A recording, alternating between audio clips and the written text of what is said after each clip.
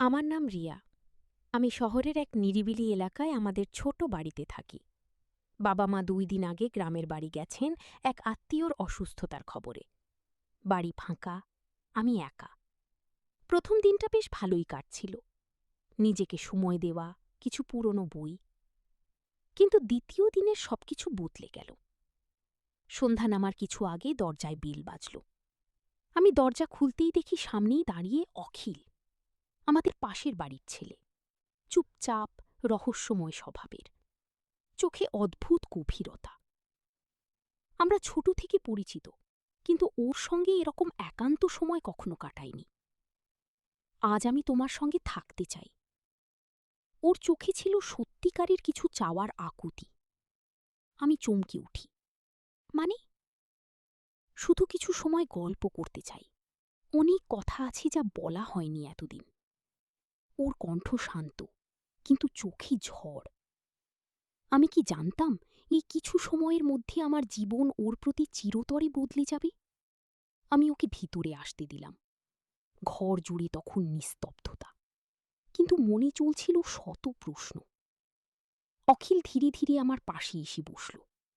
সে বলল, তুমি জানো আমি কত বছর ধরে তোমার জন্য পাগল, কিন্তু বলতে পারিনি। আজ আর থাকতে পারিনি। হঠাৎ করে সময় যেন থেমে গেল। আমার বুক ধড়ফড় করছিল। আমি কিছু বলার আগেই ও আমার হাতটা আলতো করে ধরল। ঠান্ডা আঙুলে একটা অদ্ভুত উত্তাপ। আমার চোখে চোখ রেখে বলল, আজ যদি না বলি, যদি না থাকি, হয়তো আর কখনো হবে না। গিয়ে এই মুহূর্তেই একটা বিকট শব্দ হল। বাতি নিভে গেল, বিদ্যুৎ চলে গেল। হঠাৎ অন্ধকার ঘরে সেই স্পর্শ, সেই কণ্ঠ যেন চারপাশে ছড়িয়ে পড়ছে নিঃশব্দ আগুনের মতো। বাতি নিভে যাওয়ার পর ঘরের অন্ধকারই যেন সব শব্দ থেমে গেছে। কেবল বুকের ভিতর ওর ধুকপুক শব্দটা যেন ক্রমশ জোরে বাজছিল। আমি অনুভব করতে পারছিলাম অখিলের নিঃশ্বাস, তার দমে লেগে থাকা এক চাওয়া যা বহু দিন ধরে জমে আছে। ও ধীরে ধীরে আমার খুব কাছাকাছি এলো, আমার মুখের এতটাই কাছে যে ওর নিঃশ্বাস আমার গালে ছুঁয়ে যাচ্ছিল। তুমি ভয় পাচ্ছ না তো? আমার নাম রিয়া। আমি শহরের এক নিরিবিলি এলাকায় আমাদের ছোট বাড়িতে থাকি। বাবা মা ২ দিন আগে গ্রামের বাড়ি গেছেন এক আত্মীয়র অসুস্থতার খবরে। বাড়ি ফাঁকা, আমি একা। প্রথম দিনটা বেশ ভালোই কাটছিল, নিজেকে সময় দেওয়া, কিছু পুরনো বই। কিন্তু দ্বিতীয় দিনের সবকিছু বদলে গেল। সন্ধ্যা নামার কিছু আগে দরজায় বেল বাজল। আমি দরজা খুলতেই দেখি সামনেই দাঁড়িয়ে অখিল, আমাদের পাশের বাড়ির ছেলে। চুপচাপ, রহস্যময় স্বভাবের, চোখে অদ্ভুত গভীরতা। আমরা ছোট থেকে পরিচিত, কিন্তু ওর সঙ্গে এরকম একান্ত সময় কখনো কাটাইনি। আজ আমি তোমার সঙ্গে থাকতে চাই। ওর চোখে ছিল সত্যিকারের কিছু চাওয়ার আকুতি। আমি চমকে উঠি। মানে, শুধু কিছু সময় গল্প করতে চাই। অনেক কথা আছে যা বলা হয়নি এতদিন। ওর কণ্ঠ শান্ত, কিন্তু চোখে ঝড়। আমি কি জানতাম এই কিছু সময়ের মধ্যে আমার জীবন ওর প্রতি চিরতরে বদলে যাবে? আমি ওকে ভিতরে আসতে দিলাম। ঘর জুড়ে তখন নিস্তব্ধতা, কিন্তু মনে চলছিল শত প্রশ্ন। অখিল ধীরে ধীরে আমার পাশে এসে বসল। সে বলল, তুমি জানো আমি কত বছর ধরে তোমার জন্য পাগল, কিন্তু বলতে পারিনি। আজ আর থাকতে পারিনি। হঠাৎ করে সময় যেন থেমে গেল। আমার বুক ধড়ফড় করছিল। আমি কিছু বলার আগেই ও আমার হাতটা আলতো করে ধরল। ঠান্ডা আঙুলে একটা অদ্ভুত উত্তাপ। আমার চোখে চোখ রেখে বলল, আজ যদি না বলি, যদি না থাকি, হয়তো আর কখনো হবে না। গিয়ে এই মুহূর্তেই একটা বিকট শব্দ হল। বাতি নিভে গেল, বিদ্যুৎ চলে গেল। হঠাৎ অন্ধকার ঘরে সেই স্পর্শ, সেই কণ্ঠ যেন চারপাশে ছড়িয়ে পড়ছে নিঃশব্দ আগুনের মতো। বাতি নিভে যাওয়ার পর ঘরের অন্ধকারই যেন সব শব্দ থেমে গেছে। কেবল বুকের ভিতর ওর ধুকপুক শব্দটা যেন ক্রমশ জোরে বাজছিল। আমি অনুভব করতে পারছিলাম অখিলের নিঃশ্বাস, তার দমে লেগে থাকা এক চাওয়া যা বহু দিন ধরে জমে আছে। ও ধীরে ধীরে আমার খুব কাছাকাছি এলো। আমার মুখের এতটাই কাছে যে ওর নিঃশ্বাস আমার গালে ছুঁয়ে যাচ্ছিল। তুমি ভয় পাচ্ছ না তো? আমার নাম রিয়া। আমি শহরের এক নিরিবিলি এলাকায় আমাদের ছোট বাড়িতে থাকি।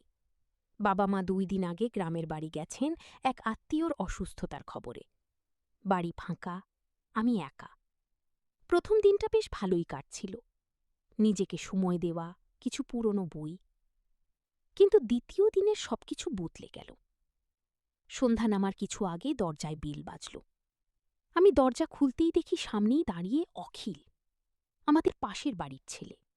চুপচাপ, রহস্যময় স্বভাবের, চোখে অদ্ভুত গভীরতা।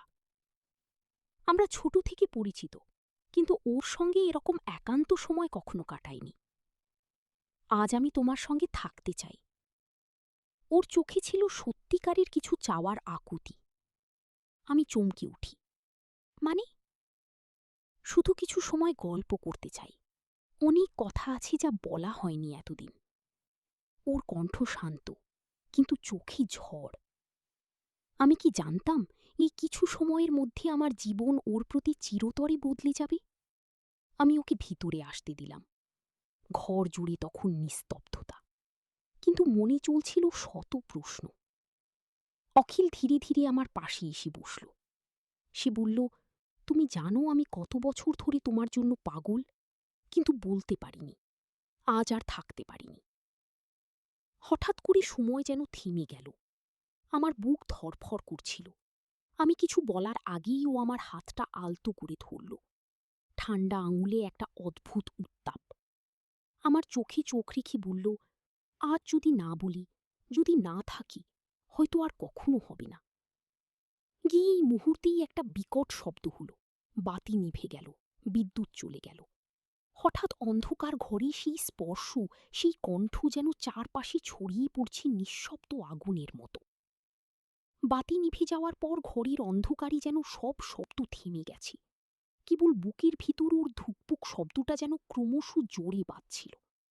আমি অনুভব করতে পারছিলাম অখিলের নিঃশ্বাস, তার দমে লেগে থাকা এক চাওয়া যা বহু দিন ধরে জমে আছে। ও ধীরে ধীরে আমার খুব কাছাকাছি এলো।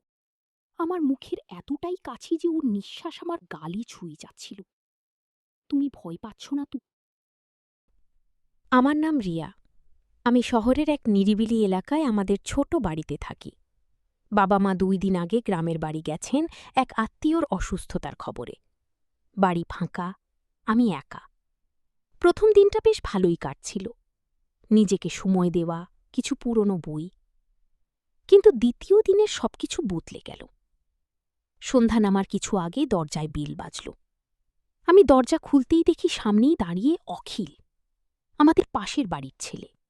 চুপচাপ, রহস্যময় স্বভাবের, চোখে অদ্ভুত গভীরতা। আমরা ছোট থেকে পরিচিত, কিন্তু ওর সঙ্গে এরকম একান্ত সময় কখনো কাটাইনি। আজ আমি তোমার সঙ্গে থাকতে চাই। ওর চোখে ছিল সত্যিকারের কিছু চাওয়ার আকুতি। আমি চমকে উঠি। মানে? শুধু কিছু সময় গল্প করতে চাই। অনেক কথা আছে যা বলা হয়নি এতদিন। ওর কণ্ঠ শান্ত, কিন্তু চোখে ঝড়। আমি কি জানতাম এই কিছু সময়ের মধ্যে আমার জীবন ওর প্রতি চিরতরে বদলে যাবে? আমি ওকে ভিতরে আসতে দিলাম। ঘর জুড়ে তখন নিস্তব্ধতা, কিন্তু মনে চলছিল শত প্রশ্ন। অখিল ধীরে ধীরে আমার পাশে এসে বসল। সে বলল, তুমি জানো আমি কত বছর ধরে তোমার জন্য পাগল, কিন্তু বলতে পারিনি। আজ আর থাকতে পারিনি। হঠাৎ করে সময় যেন থেমে গেল। আমার বুক ধড়ফড় করছিল। আমি কিছু বলার আগেই ও আমার হাতটা আলতো করে ধরল। ঠান্ডা আঙুলে একটা অদ্ভুত উত্তাপ। আমার চোখে চোখ রেখে বলল, আজ যদি না বলি, যদি না থাকি, হয়তো আর কখনো হবে না। গিয়ে এই মুহূর্তেই একটা বিকট শব্দ হল। বাতি নিভে গেল, বিদ্যুৎ চলে গেল। হঠাৎ অন্ধকার ঘরে সেই স্পর্শ, সেই কণ্ঠ যেন চারপাশে ছড়িয়ে পড়ছে নিঃশব্দ আগুনের মতো। বাতি নিভে যাওয়ার পর ঘরের অন্ধকারে যেন সব শব্দ থেমে গেছে। কেবল বুকের ভিতর ওর ধুকপুক শব্দটা যেন ক্রমশ জোরে বাজছিল। আমি অনুভব করতে পারছিলাম অখিলের নিঃশ্বাস, তার দমে লেগে থাকা এক চাওয়া যা বহু দিন ধরে জমে আছে। ও ধীরে ধীরে আমার খুব কাছাকাছি এলো, আমার মুখের এতটাই কাছে যে ওর নিঃশ্বাস আমার গালে ছুঁয়ে যাচ্ছিল। তুমি ভয় পাচ্ছ না তো?